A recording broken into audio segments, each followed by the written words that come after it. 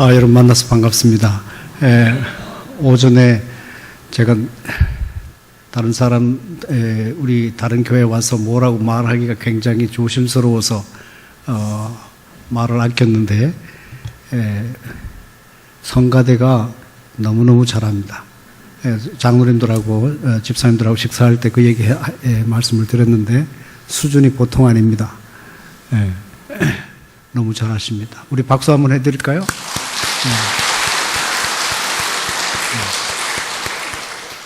어디 성가 경연대회 가면은 아마 상을 타시리라 믿습니다. 잘 개발하시기 바랍니다. 자, 오전에 제가 100주년을 맞이한 옥천 동성교회가 무엇을 다짐해야 하는지 말씀드렸습니다. 기억나시는 거 있습니까? 스펄전 목사님 그 얘기만 기억나죠? 자, 하나님을 삶에서 구체적으로 경험하시기를 힘써라. 그렇죠? 그 다음에 두 번째는 뭐였어요? 여러분 말씀하시면, 안 하시면 뭐라고 그랬죠, 제가? 저도 잊어버려요. 두 번째는, 하나님이 우리에게 약속하신 그 미래의 영광, 하나님 나라의 그 기업의 풍성함이 어떤지, 그걸 바라보고 신앙생활 하자. 기독교 신앙은 굉장히 종말론적입니다. 이스라엘 사람들의 생각은 처음부터 종말을 향하여 나아가고 있습니다. 우리가 이 세상 살아가면서 많은 어려움을 겪지만 그것을 견디게 하는 것이 뭘까요? 미래에 대한 소망입니다. 사도 바울이 말씀하지 않았습니까? 우리가 마침내 하나님 나라에 가지 못한다면, 썩지 않는 멸류관을 받지 못한다면 우리가 가장 불쌍한 자라. 세상 재미도 못 보고, 그렇죠? 마지막에 가서 내가 너를 알지 못한다 그러면 얼마나 우리의 노력이 헛되겠습니까? 세상의 많은 종교는 불확실한 구원을 향하여 애쓰고 있는 겁니다. 그러나 우리의 미래는 확실한 거예요. 영원한 하나님 나라의 영광이 우리에게 약속되어 있습니다.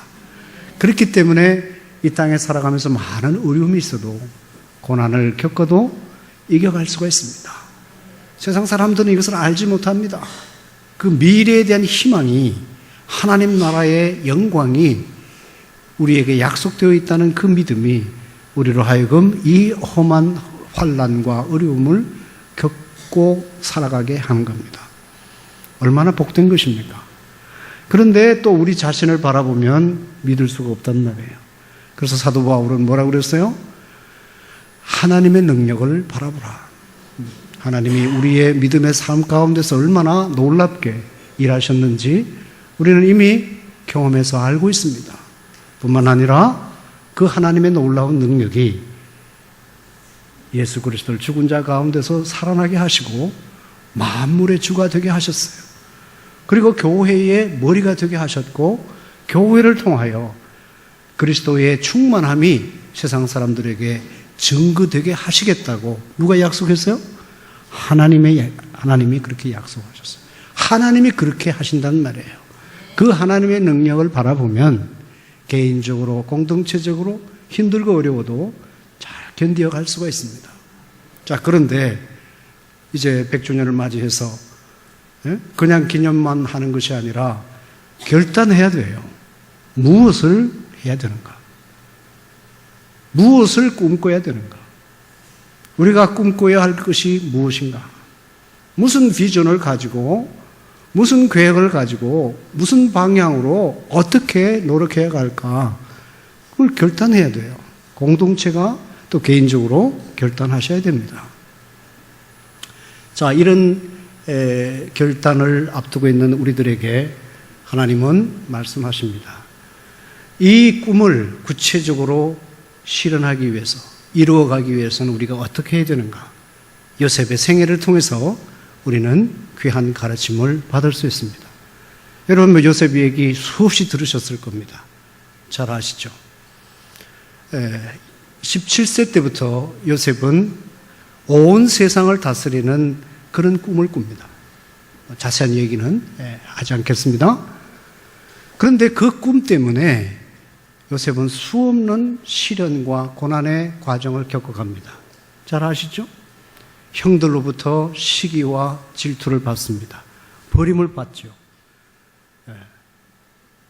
돈 얼마에 팔려갑니다. 여러분, 이제 요셉은 온 세상을 다스리는 그런 위대한 꿈을 꾸지만 현실은 뭐예요? 애굽으로 가는 상인에게 팔려간 몸이 되어 있습니다. 여러분, 이 사막길을 한번 가보세요. 얼마나 힘든지 모릅니다.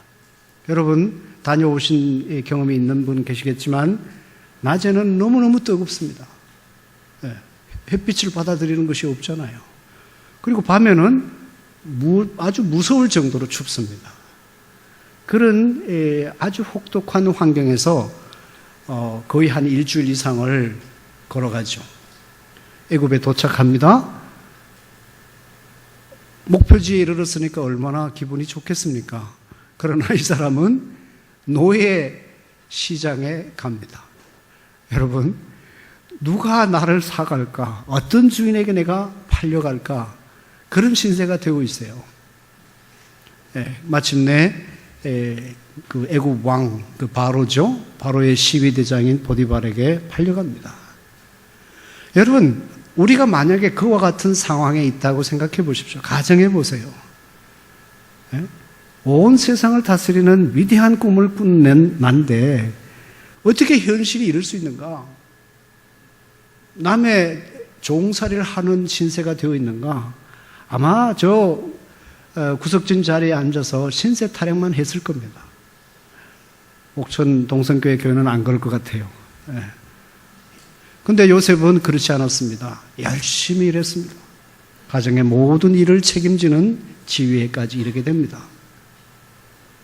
여러분, 여기서 우리가 무엇을 배울 수 있을까요? 하나님의 뜻을 이 땅에 이루는 위대한 꿈을 꾸는 사람, 첫 번째, 그것을 하기 위해서 필요한 그 훈련 과목이 뭐겠어요? 무엇을, 어떤 사람이 되어야 될까요? 책임성이 있어야 돼요.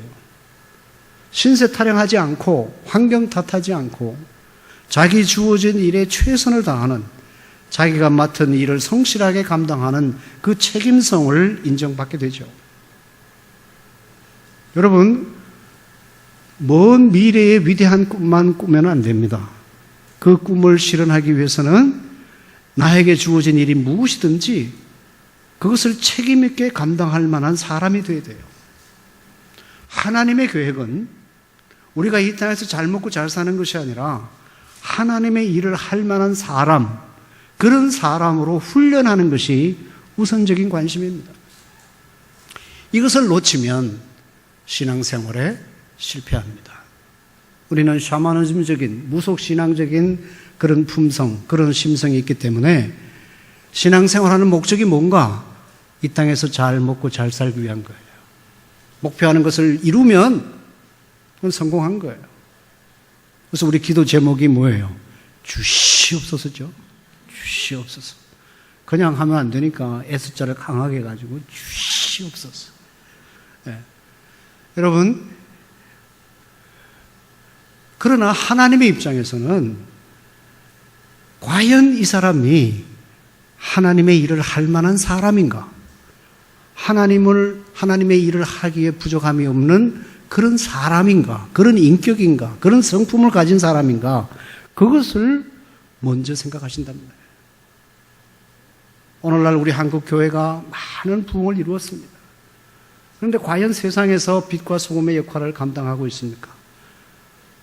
사회에 큰 영향력을 끼치고 있습니까? 아니잖아요. 무엇 때문일까요? 아마 한국 교회가 세계에서 가장 열심히 신앙생활을 할 거예요. 저는 영국에도 있어 봤고 미국에서도 있어 봤고 뭐 여러 나라 경험 있습니다. 한국 교회가 제일 많이 모입니다. 제일 열심히 있습니다. 하나님 그래서 아마 복을 주셔서 부흥하게 하셨는지 모르겠습니다만은, 그러나 우리가 생각해 봐야 돼요. 왜 한국 교회가 사회에 대해서 이런 영향력을 잃고 있는가? 왜 사회에서 우리 기독교에 대해서 험한 말을 하고 있는가? 우리 자신을 살펴보셔야 돼요. 이 교회가 앞으로 많은 일을 해야 합니다. 그러나 하나님의 입장에서는 이 일보다는 이 일이 중요하지 않다는 얘기 아니에요. 하나님이 우리에게 더 바라시는 것은 한 분 한 분이, 한 사람 한 사람이 정말 하나님의 일을 할 만한 사람인가? 그런 사람으로 훈련하고 있다는 것을 기억하셔야 돼요. 오늘날 한국교회가 사업하다가 서로 갈등 일으켜가지고 뭐 나누어지고 이런 일들 많이 있어요. 잘못입니다. 하나님의 관심은 주님을 닮아가는 인격을 만드는 거예요. 하나님의 일을 할 만한 사람을 훈련하는 것에 초점이 있다고요. 사업하는 것, 교회 활동도 다 그걸 하기 위한 수단입니다. 이거 주객이 전도돼서는 안 됩니다. 요셉은 첫 훈련 과목을 통과했습니다. 무엇일까요? 환경 탓하지 않고 신세 타령하지 않고 자기에게 주어진 일에 최선을 다하는 그런 책임성을 하나님으로부터 인정받았습니다. 여러분, 귀한 일들을 계획하셔야 됩니다. 이루어 가셔야 됩니다. 그러기 위해서는 여러분 한 분 한 분이 하나님의 일을 할 만한 사람으로 자라가셔야 됩니다. 주님을 본받는 사람이 되셔야 됩니다. 하나님의 일꾼다운 분이 되셔야 된단 말이에요. 그런 공동체가 되셔야 되는 거예요. 하나님은 우리에게 어떤 목적을 이루기 위한 수단이 아닙니다. 하나님은 거룩하신 분이기 때문에 하나님을 본받아야 돼요. 하나님이 기뻐하시는 사람이 되어야 되는 거예요. 오늘 한국교회가 그 일에 너무 관심을 기울이지 않고 있어요. 자, 이제 열심히 일했습니다. 모든 일이 잘 되어 갔습니다. 권리도 있어요. 가정의 모든 일을 책임지는 위치에 있으니까 얼마나 좋겠습니까? 또 그 일을 잘 감당하고 있습니다. 그런데 뭐가요? 무서운 시험이 다가오고 있죠. 보디발의 아내가 그를 유혹합니다. 여러분, 그 당시에 이 종은 주인에게 재산과 같습니다. 그래서 주인의 요구를 거절할 수가 없어요. 거절하면 죽임을 당할 수도 있었어요. 여러분, 그런 배경을 알고 성경을 읽으셔야 됩니다. 이때 요셉이 취한 태도가 뭡니까? 이 짓이 주인을 배반하는 것이고 더 나아가서 하나님 앞에 죄를 짓는 것이다. 그렇게 생각했죠. 그런데 여주인의 요구를 뿌리칠 수가 없으니까 어떻게 해야 돼요? 도망칠 수밖에 없어요. 도망을 칩니다. 그럼 해피엔딩으로 끝나야 되죠? 그런데 결과는 어떻게 됐어요? 그 아내가 모함을 하죠. 당신이 데려온 이 소년이 나를 겁탈하려 했다. 뒤집어 씌우죠. 결과는 어떻게 돼요? 감옥에 갑니다. 여러분, 자, 요셉의 입장에서 한번 생각해 보세요. 사람의 도리를 벗어나지 않으려고 했습니다. 그것이 하나님 앞에 죄를 짓는 일이라 생각해서 죽음을 무릅쓰고 그것을 피했습니다. 여러분, 놀라운 점입니다. 요셉이 행한 그 행동이 무엇을 우리에게 가르쳐 줍니까? 거룩성이죠. 하나님의 일을 하는 사람은, 하나님 나라를 이 땅에 이루는 그런 위대한 꿈을 꾸는 사람은 성결을 이루어가는 데 있어서 실패하면 안 된다. 거룩성을 놓치면 실패합니다.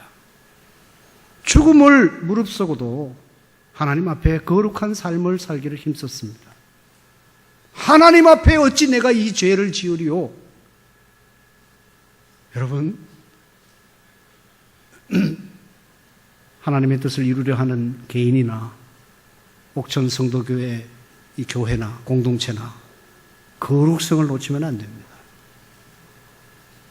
아까도 말씀드렸지만 하나님께서 우리에게 요구하시는 것은 어떤 기능이 아닙니다. 일이 아닙니다.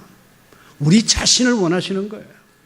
하나님이 거룩하시기 때문에 그의 사람은 거룩해야 합니다. 여러분, 이 거룩성을 잃으면 우리는 실패하고 맙니다.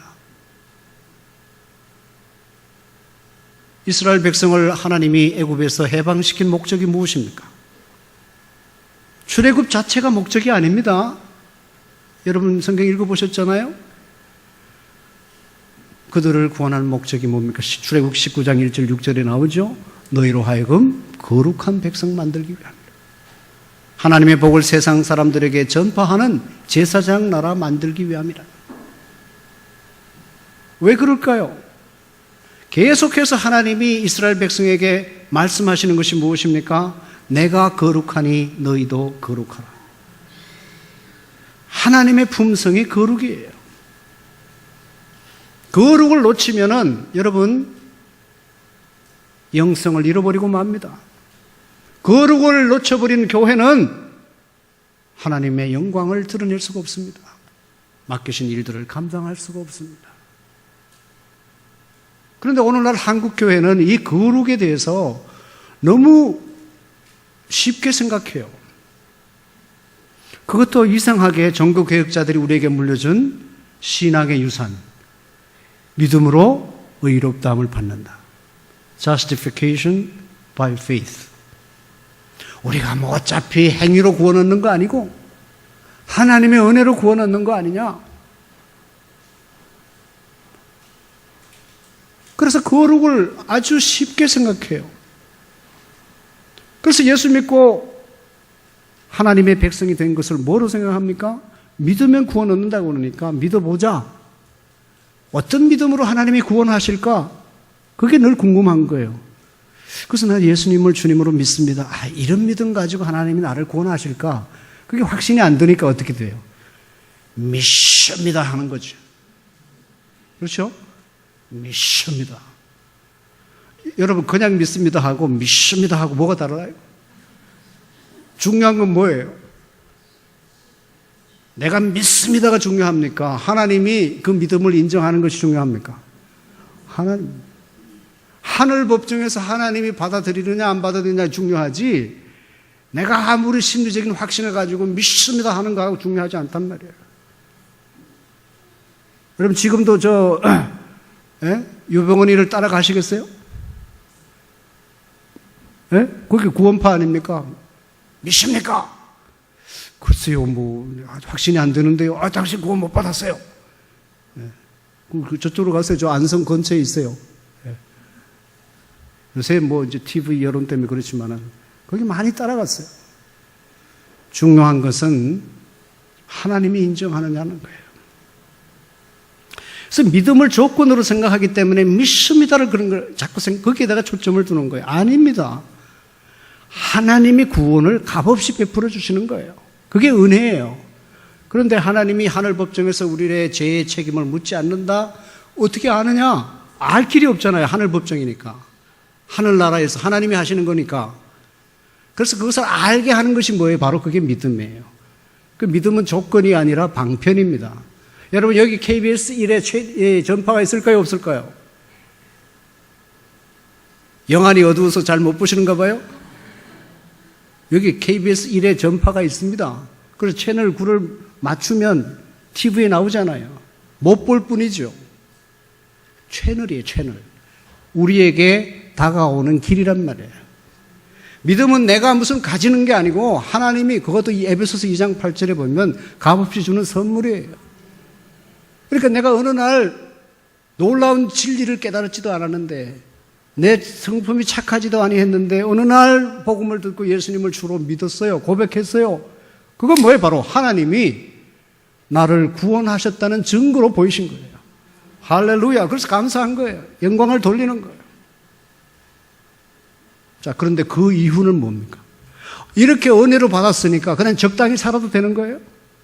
이젠 죽어도 하늘나라 갈 수 있는 티켓을 얻었으니까 마음대로 살아도 되는 거예요? 여기에 잘못이에요. 한국교회는 이 교리를, 믿음으로 의롭다는 교리를 잘못 해석했습니다. 그래서 그리스도인들이 죄 짓기를 두려워하지 않아요. 직분자들도 그래요. 문제입니다. 죄를 멀리 해야 됩니다. 두려워할 줄 알아야 됩니다. 하나님이 우리를 구원하신 것은 죽어서 천국 가게 하기 위함만이 아니란 말이에요. 이 땅에 살아가면서 하나님과 교제하기 위함이에요. 사랑의 사귐을 갖도록 하기 위함이에요. 하나님이 거룩하신 분이기 때문에 우리도 거룩해야 그분과 사랑의 사귐을 나눌 수 있습니다. 사랑의 사귐을 나누어야 우리가 참된 기쁨과 평안을 누릴 수 있습니다. 여러분, 무엇이 성숙한 믿음의 표현이신지 아십니까? 죄에 대한 두려움이 있는 사람이에요. 죄를 아주 두려워할 줄 아는 사람이 성숙한 믿음의 사람이에요. 제 믿음의 스승인 성경 주석가 박윤선 목사님이 있어요. 계십니다.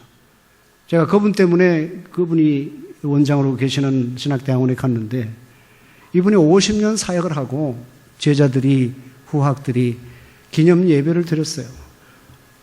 나와서 한 말씀 하라고 그러니까 이 어른이 뭐라고 말씀하시는지 아세요? 여러분들이 나를 위해서 이렇게 귀한 예배를 주선해서 하나님께 드리게 하니 고맙습니다. 이렇게 얘기해야 되잖아요. 내가 죄인인 것을 더 깊이 깨닫습니다. 그 말 한마디 하고 돌아가셔요. 제가 그분 교회에 지금까지 30년 이상 그 교회에서 지금 섬기고 있습니다. 목사님한테 제가 말씀드렸어요. 어떻게 할 말이 그렇게 없어요? 제 같으면 아까 말씀드린 대로 여러분 참 고맙다. 부족한 사람을 이렇게 그런 말씀도 못 하세요? 50년 묵은 죄인입니다. 그거 나도 알아요. 근데 기껏 하실 말씀이 그거밖에 없어요? 막 따졌어요, 제가. 제자니까. 제가 잘못하면 이정복 목사님 막 말씀하실 수 있어요. 아무리 그래도 선생은 제자 이기지 못하죠. 뭐라고 얘기해도 괜찮습니다. 아마 앞으로 나한테 불평이 많이 들어올 거예요. 뭐 목사님 설교를 그렇게 하냐고 뭐 이렇게 얘기 또 하실 거예요. 괜찮아요. 예. 가만히 돌아보니까 내가 그거 외에는 할 말이 없다. 제가 그래서 그분 그런 얘기를 듣고 제가 글을 하나 쓴 적이 있어요. 성숙한 사람의 표시가 뭐냐? 죄에 대해서 얼마나 민감하냐 이거예요. 사도 바울이 뭐라고 그럽니까? 오호라 나는 공고한 자로다. 사도 바울이 하나님 말씀대로 안 살아서 그랬을까요? 원하는 선은 행치 아니하고 원치 않는 악만 행한다. 실제로 그분이 그렇게 살았을까요? 아닙니다. 하나님의 말씀의 기준에 비춰볼 때 자신이 너무 부족하다는 거죠. 그게 성숙한 믿음의 표시입니다. 그것은 뒤바꿔 말하면 뭡니까?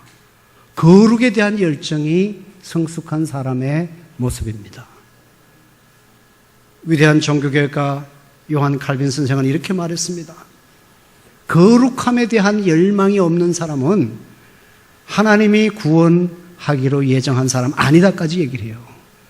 심각한 말씀이지 않습니까? 여러분, 우리가 예수 믿는 것은 죽어서 천국 가는 티켓을 얻기 위함만이 아니에요. 값없이 하나님의 구원받은 백성이 되었으니 그 구원의 은혜가 헛되지 않도록 하기 위해서 우리는 어떻게 해야 돼요? 사랑의 반응을 보여야 되지 않습니까? 여러분, 이 구원의 선물이 어떻게 우리에게 주어진지 아십니까? 복음을 듣고죠. 누군가가 복음을 전해 주었죠. 복음을 전해 주려면 교회가 있었어야 될 거 아닙니까? 복음을 듣고 믿는 사람들이 모인 것이 교회 아닙니까? 교회가 전하는 복음의 핵심은 뭡니까? 예수 그리스도죠. 예수 그리스도가 이 땅에 오셔서 구속사역을 완성하셨죠. 그런데 하나님은 구약 성경에 벌써 선지자들을 보내서 메시아가 이 땅에 오셔서 너희들을 위해서 십자가에 죽게 하시겠다고 약속하셨잖아요. 그럼 괜히 심심해서 그런 예언자들에게 그런 약속을 하게 하셨습니까? 아니죠. 영원 전에 하나님이 이미 복음의 말씀을 듣고 믿음을 고백하게 해서 구원하시겠다고 계획하신 거 아닙니까? 그래서 사도 바울이 뭐라고 그래요? 만세 전에 나를 택하사 이 만삭되지 못한 사람을 하나님의 사람으로 구원하기로 하셨다. 여러분, 우리가 예수 그리스도를 주님으로 믿어서 하나님의 백성이 된 것은 우연이 아닙니다. 자꾸 여러분 노사연을 생각하죠? 너무 거룩해서 좀 대화가 잘 안 되네요. 오로지 그냥 찬송만 하시니까 우연이 아닙니다. 영원 전에 이미 계획을 하신 거예요. 여러분 한번 생각해 보세요. 우리에게 선물을 주셨는데 목사님이 아마 여러분 한 분에게 선물을 1년 동안 준비해서 선물 주셨다고 그러면 여러분 반응이 어때요? 목사님, 그리 아니하실지라도, 왜 그랬습니까? 그리 안 하셔도 되는데, 그런 반응이에요? 좀 대답해 봐요. 오늘 찬양 예배잖아요. 굳이 그렇게 하셨습니까? 이게 우리의 말이에요? 아니죠. 감격할 거죠. 안 하시는가 봐. 늘 그렇게 베푸셔가지고. 제 같으면 그럴 거예요. 어떤 분이 1년 동안 준비해서 나에게 선물을 해준다면 얼마나 감격스럽겠습니까? 근데 하나님이 우리에게 구원의 선물을 언제부터? 영원 전부터. 그렇게 계획하신 것을 이루기 위해서 선지자들을 통하여 메시아를 보내줄 것을 약속하고 때가 참에 그리스도를 보내서 구속을 성취하시고 제자들을 통하여 그 예수 그리스도의 사역을 기록하게 하시고 그 복음이 오랜 2000년의 교회 역사를 통해서 수많은 고난과 역경을 통해서 오늘 우리에게까지 전파되어 가지고 그 복음 듣고 예수 그리스도를 주님으로 믿었잖아요. 놀랍지 않아요? 이런 은혜를 받은 사람들입니다. 그런데 그것에 대한 우리의 반응이 뭡니까? 하나님, 왜 그러셨어요? 그렇게 안 했어도 되는데. 그것이 우리의 반응입니까? 아니죠. 감격합니다. 그럼 뭐예요? 고맙습니다 하면 딱 하고 그 다음에 또 세상 방식으로 삽니까? 아니죠. 정말 독생자들을 아끼지 않고 우리를 구원하기 위해서 희생하시지 않았습니까? 값비싼 대가를 치르고 우리에게 구원을 베풀어 주셨어요. 그러니 그 구원의 은혜가 헛되지 않도록 하기 위해서 어떻게 살아야 돼요? 하나님을 실망시키지 않아야 되지 않습니까? 실망시키지 않는 방법이 뭡니까? 하나님의 뜻대로 사는 거죠. 내가 거룩하니 너희도 거룩하라. 거룩한 백성 되어야 되는 거예요. 어떻게 하면 거룩한 백성이 될까요? 출애굽기 19장 1절에서 6절을 보세요. 언약을 지키면, 내가 너희들에게 말하는 것을 따라 살아가면 거룩을 지킨다고 그랬어요. 말씀에 순종하는 삶을 살아가야 됩니다. 여러분, 요셉이 성적인 그 불륜이 하나님의 말씀을 어기는 행위라고 생각했기 때문에 죽음을 무릅쓰고 피해갔던 거예요. 여러분, 우리가 다짐하셔야 됩니다. 개인적으로 공동체적으로 우리가 다짐해야 합니다. 하나님 앞에서 거룩한 삶을 살겠다고. 여러분, 다짐할 수 있어요? 기념식 한번 딱 하고 그냥 지나가면 안 하는 것만 못하지만 That's not enough. 그것은 충분하지 않습니다. 그것을 이루기 위해서 책임성을 다해야 되고, 두 번째는 거룩성을 지키겠다고 다짐할 수 있어야 돼요. 그 다음에 세 번째 어떻게 됩니까? 그렇게 도망갔으면 뒷일을 하나님이 책임져 주셔야죠. 근데 어떻게 됐어요? 결과는 또 감옥에 가죠. 감옥에 가요. 억울하게 가는 거죠. 자, 그럼 억울하게 갔으니 적어도 주인에게 하나님 앞에 죄를 짓지 않기 위해서 자기가 그렇게 했으니, 그럼 어떻게 우리나라 드라마는 하나님이 나셔서 해결해 주시잖아요? 그런데 일주일이 가도, 한 달이 가도, 1년이 가도 자기의 억울함이 풀어지지 않습니다. 2년이 지나갑니다. 여러분, 우리가 한번 그 상황에 있다고 생각해 보세요. 아마 우리는 하나님 앞에 이렇게 절규하면서 기도할 거예요. 하나님, 섭섭합니다. 그럴 수 있어요? 하나님 말씀대로 살려고 내가 애썼는데 하나님이 뒷배경 되어주시지 않고 계속 그냥 하나님 말씀대로 순종만 하려고 하면 어떡합니까? 순종하는 삶을 살아가면 뒤에는 하나님이 해결해 주셔야지. 왜 내가 억울하게 2년 동안 감옥 생활해야 합니까? 이 어둡고 칙칙한 곳에서 아마 우리는 원망했을 거예요. 그 원망이 이제 이웃에게 막 전파될 거죠. 괜히 막 짜증내지. 집사님 그럴 수 있어요? 실제는 자기 내면의 문제 아니에요, 실제. 근데 그게 이제 사람은 사회적인 존재이기 때문에 하나님과 바른 관계를 맺지 못하면 그것이 이웃에게 나타납니다. 목사님 꼭 그렇게 해야 돼요. 이렇게 아주 까다로운 직분자가 되는 거죠. 뭐 잘못하면 막 당신이 이럴 수 있어요. 이렇게 나오죠. 안 그런가 봐요. 이게 너무 충청도 선한 분들이라 가지고 좀 화답이 돼야 재미가 있는데 전혀 그냥 이정복 목사님처럼 그냥 성품 착하셔가지고는 모르시는가 이 세상을 그런 의심도 돼요 지금. 저분이 제가 한 10년 이상 제가 그 학교에서 지도를 했는데 전형적인 충청도 분입니다. 얼마나 착한지 몰라요. 화내는 그냥 한번 본 적 없어요. 저도 충청도 관련이 많습니다. 저도 대전에서 10몇 년을 이상 살았어요. 유학 가기 전에. 우리 누님이 영동에 삽니다. 충북 영동에. 제가 중학교 3학년 때 우리 담임 선생님이 영어 선생님이니까 방학 때마다 영어 연수 가잖아요. 그럼 그 사모님 고향이 옥천이에요. 과수원 했어요.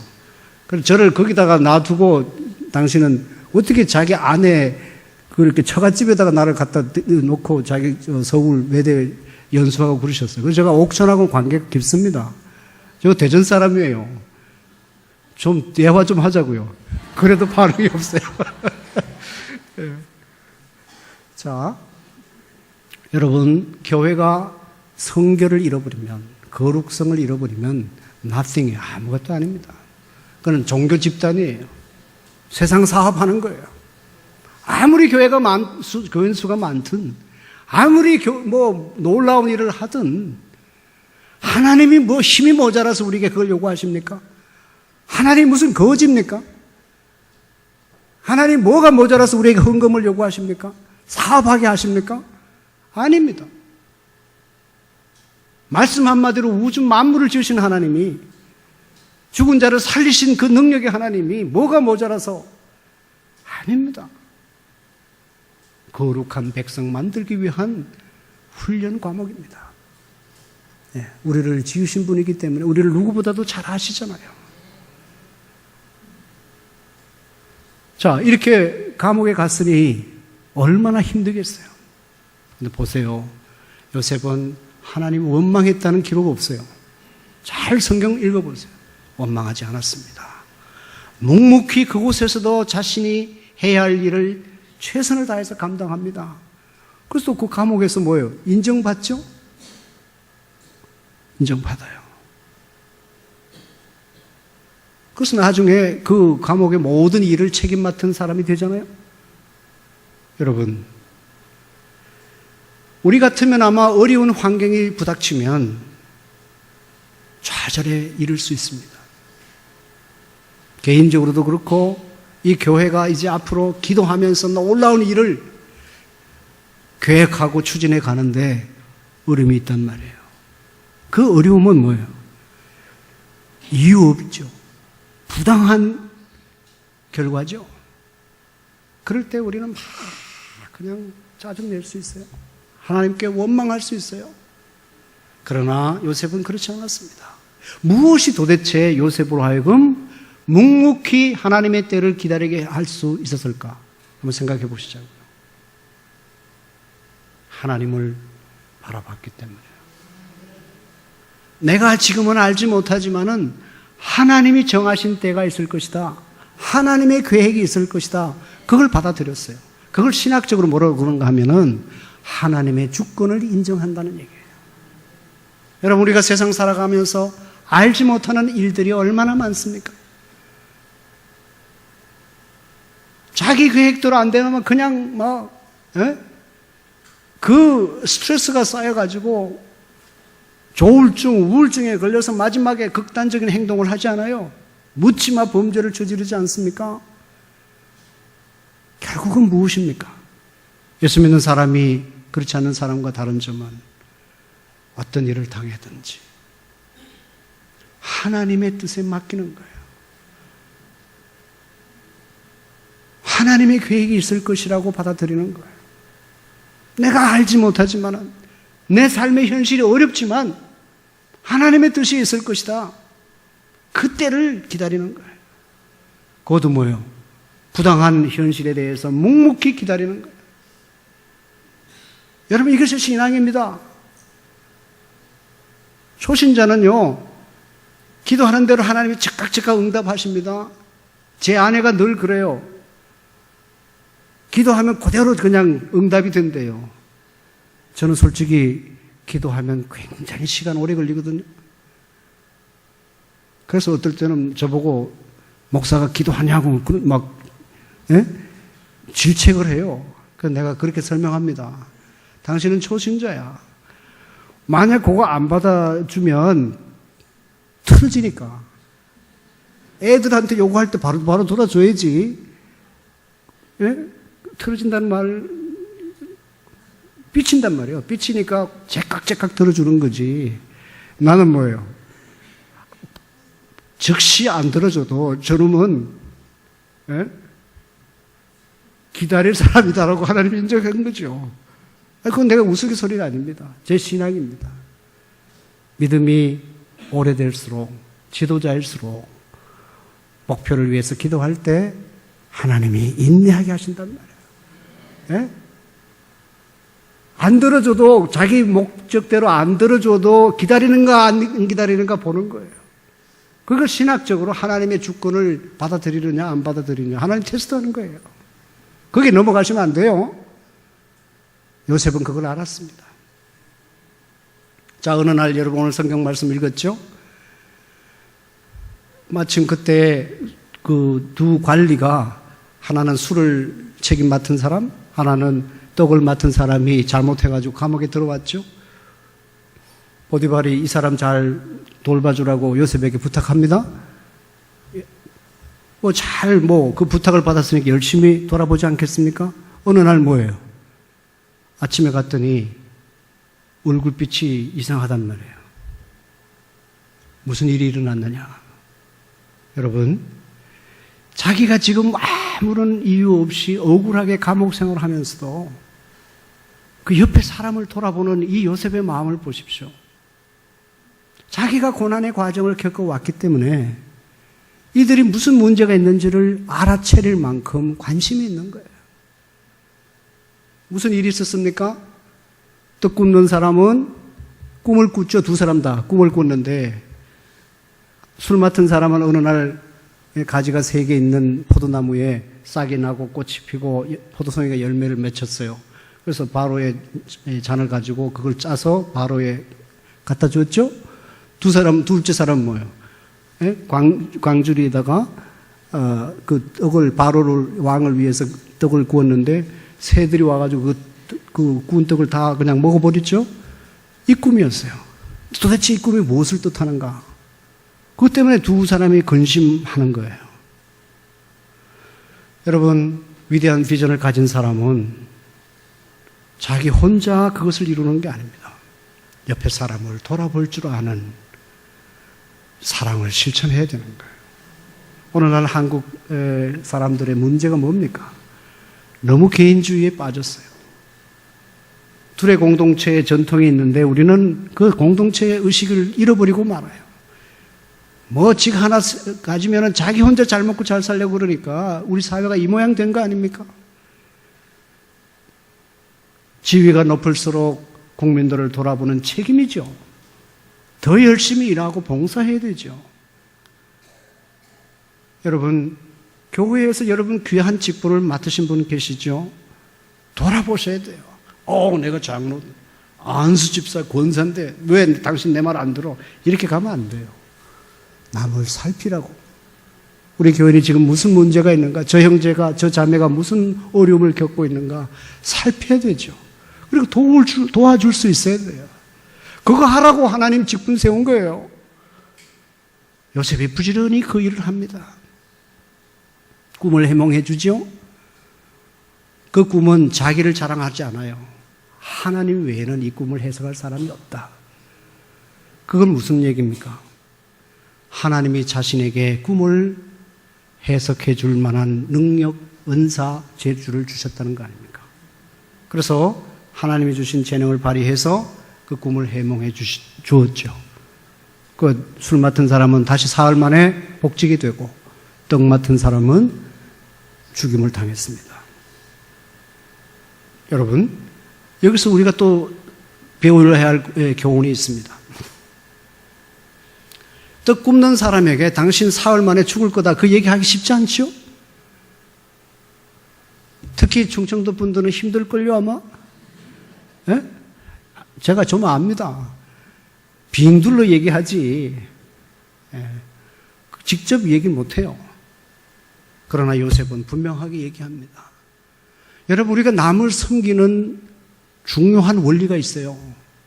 그 사람이 듣기 좋은 대로 얘기하는 게 아니에요.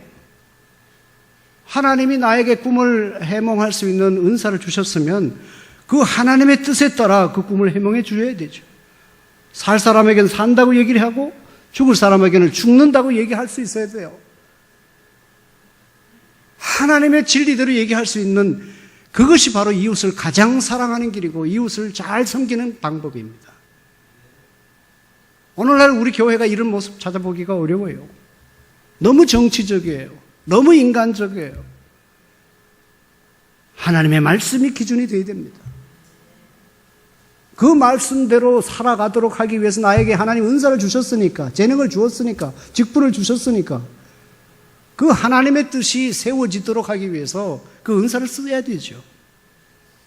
그렇잖아요? 여러분이 열심히 준비해서 음악적으로 아주 높은 수준의 찬양을 한다고 하더라도 정말 하나님께 영광 돌리고자 하는 그런 마음으로 찬양을 할 때 그 찬양 하나님 기뻐하시는 거 아니에요? 그런 찬양을 하기를 힘써야 서로 진리 안에서 영적인 교제를 나눌 수 있는 거 아니에요? 모든 일들이 그렇다는 말이에요. 자, 그럴 때 이제 요셉이 뭐라고 우리 얘기합니까? 살아난 사람에게, 복직한 사람에게 당신이 잘 되거든 나를 기억해 달라. 나는 원래 히브리 사람인데, 이스라엘 사람인데 내가 여기서도 감옥에서 생활할 만큼 나쁜 짓을 한 적이 없다. 나를 이곳에서 나가게 해달라. 부탁을 하죠. 여러분, 결과가 어떻게 됩니까? 처음에는 이 얘기를 들은 그 사람 잊어버렸어요. 여러분 다 아시죠? 급할 때 하고 자기가 이제 복직하고 났을 때 하고 달라지는 거죠. 처음에 잊어버렸어요. 나중에 생각이 났어요. 그래서 왕한테 얘기하지 않습니까? 바로 요셉이라는 사람이 꿈을 해석할 수 있는 놀라운 은혜를, 이 은사를 하나님으로부터 받았습니다. 그래서 왕이 꾼 꿈을 해결할 사람, 해몽할 사람은 없을 때 추천하잖아요. 결국 그 사람 때문에 이 요셉이 애굽의 총리가 되지 않습니까? 여러분, 많은 얘기하고 싶습니다만은 시간이 많이 가서 우리가 여기서 배워야 할 점이 무엇입니까? 환경 탓하지 않고 묵묵히 하나님의 때를 기다린 요셉에게, 그리고 주위 사람을 주님의 사랑으로 잘 보살피고 섬겼더니, 더구나 하나님이 주신 그 재능을 잘 활용해서 섬겼더니 그것이 발판이 되어가지고 온 세상을 다스리는 자신의 꿈이 마침내 실현되게 되지 않습니까? 여러분 한 분 한 분은 하나님 앞에 너무나 소중한 분입니다. 옥천 동성교회 하나님 앞에 귀한 믿음의 공동체입니다. 앞으로 100년을 여러분이 준비하셔야 됩니다. 위대한 꿈을 꾸셔야 됩니다. 그렇게 하기 위해서는 뭘 해야 될까요? 각자 맡은 일에 최선을 다하는 책임성을 하나님으로부터 인정받으시기 바랍니다. 두 번째는 거룩을 힘써 가십시오. 세 번째는 하나님의 때를 기다리는, 하나님의 주권을 인정하는 여러분이 되십시오. 하나님의 때를 기다린다는 것은 아무것도 하지 않고 내가 해봐야 뭘 합니까? 하나님 알아서 하세요. 가만히 있는 게 아닙니다. 열심히 일해서 주위 사람들로부터 인정을 받아야 되죠. 요새 감옥에 있는 모든 일을 책임지는 그런 신뢰를 받지 않습니까? 여러분, 한국 교회의 문제가 뭔지 여러분 잘 아시잖아요. 동성교회가 아무리 위대한 계획을 가질지라도 지금 당장 여러분이 해야 할 일, 교회로서 해야 할 그 사명 열심히 감당해서 주위 사람들로부터 인정을 받아야 되잖아요. 그래서 하나님께 영광을 드러내야 되잖아요. 먼 미래에 그냥 꿈만 꾸고 오늘 아무것도 하지 않는 것은 게으름뱅이죠. 하나님이 우리를 게으름뱅이 만들기 위해서 구원한 거 아닙니다. 그런 위대한 비전과 꿈이 있다면 지금 여기에서 영어 한마디 쓸까요? 제가 영국에서 공부했어요. 정통 영국식 발음을 구사합니다. Right now. 맞아요? Right now. 바로 여기서. 여기에서 하나님께서 주신 그 재능을 잘 발휘해서 남을 섬겨야 돼요. 기독교 신앙은 혼자 예수 믿어서 천당 가는 게 아닙니다. 이곳에서 어려움을 당한 사람 보살펴야 돼요. 복음을 알지 못해서 절망으로 빠져가는 수많은 사람들이 이 지역에 있지 않습니까? 그들에게 복음을 전해야죠. 이 지역뿐만 아니라 우리나라와 전 세계에 복음을 알지 못해서 멸망으로 빠져가는 그 수많은 사람들을 건져내야 되지 않겠습니까? 그거 하라고 이 교회를 지금까지 이끌어 오신 거 아닙니까? 그런 비전이 있어요. 선교라는 것이 그냥 하나의 부르짖는다고 되는 게 아닙니다. 헌신이에요. 그걸 위해서 기도해야 돼요. 시간과 물질을 투자해야 돼요. 내가 해야 할 오늘 바로 이곳에서 해야 할 일에 최선을 기울여 가시길 바랍니다. 그래서 하나님께 인정을 받는, 그리고 나아가서 세상으로부터 인정을 받는 교회가 되십시오. 그럴 때 이 교회를 향한 하나님의 그 원대한 교회, 100년 후까지 계획하는 그 하나님의 놀라운 일들이, 그것이 이 땅에 이루어지는 귀한 발판이 될 것입니다. 오늘 최선을 다할 때, 하나님 앞에서 성실하게 신실하게 그 사명을 감당할 때 여러분을 들어서 모든 사람들에게 복이 전달되는 복의 통로가 되게 하실 것입니다. 여러분, 이 100주년을 맞이해서 지금까지 지내오신 하나님의 은혜를 기억하고 우리 자신이 누구인지, 무엇을 결단해야 되는지, 그리고 구체적으로 그 비전을 이루기 위해서, 그 꿈을 이루기 위해서 무엇을 준비해야 하는지 요셉의 경우를 들어서 여러분 잘 마음에 깊이 새기시기를 바랍니다. 책임성을 인정받으시고 거룩성을 인정받으시고, 우리 계획대로 안 될지라도 화내지 마시고 싸우지 마시고 분열하지 마시고 함께 기도하고 묵묵히 하나님의 때를 기다릴 수 있는, 그러면 하나님이 정하신 때에 하나님이 여러분을 높이십니다. 이 교회를 통해서 영광 받으십니다. 이러한 큰 은혜가 여러분 개인과 여러분 가정과 또 옥천 동성교회 믿음의 공동체에게 늘 넘치기를 주님의 이름으로 축원합니다.